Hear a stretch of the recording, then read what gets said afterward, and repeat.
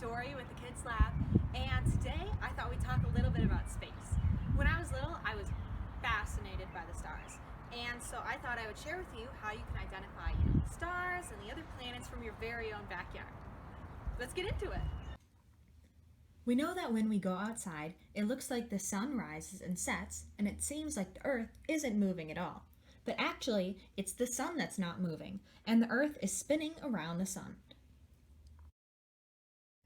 We have to remember the same thing when we look at the stars. The Earth moves a lot, so we see different constellations or star patterns during different parts of the year. The constellations look different from different hemispheres. For example, if you live in Wisconsin, which is in the northern hemisphere, the moon looks like this. But if you were in, say, Australia, the moon would look upside down.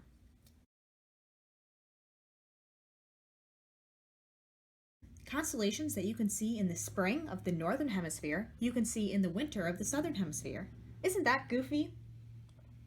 It's fun to go outside just to see the stars, but if you want to be able to identify what stars you are looking at, you should print out a star map or download a stargazing app, such as the NASA app, Star Chart, or Sky Map.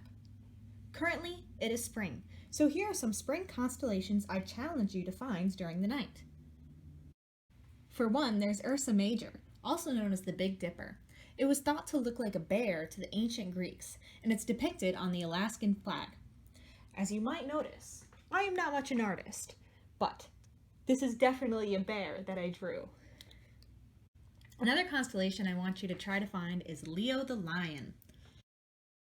If you found the Big Dipper, its tail points right to the lion, and that makes it easier for you to find.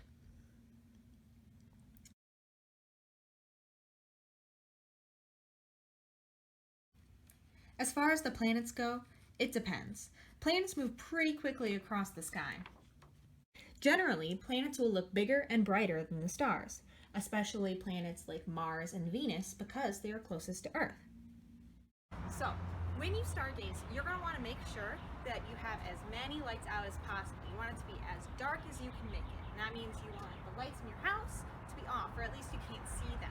Same thing goes for street lamps. You want to make sure that you know they're not in your direct line of sight. And that's because of a thing called light pollution. When there's lights around, your eyes register that light and it makes it harder to see the lights that are in the sky or the stars. So that's a really important thing to remember. Another thing to remember is that those star guides I gave you, most of them are not read like regular maps. So you know how you look down, you say, oh, here's how a map works. But instead you throw them up and you look at it like this, and you say, oh, look, that's that star, and that's where it is on the map, like there. Make sure you find a comfortable position. You can put a blanket on the grass, and you go, oh, look at the stars. Most importantly, just remember to have fun with it. Because whether or not you can say, oh, I know what that star is, or I know what that constellation is called, remember that these stars, people have been looking at them for thousands of years, and a lot of them had thought different things about what they look like. So you can make up your own stories and make up your own constellations and say, I think that that one looks like an otter. So I'm going to say that constellation of stars right there, that is going to be Julie the Otter constellation. Do it and make up stories with your family, and it'll be fun. So have fun, look at the sky, and remember that even while you're stuck at home, there's still plenty of new things that you can learn and you can try, and including astronomy. So have fun, stay safe, stay at home, and I'll see you soon.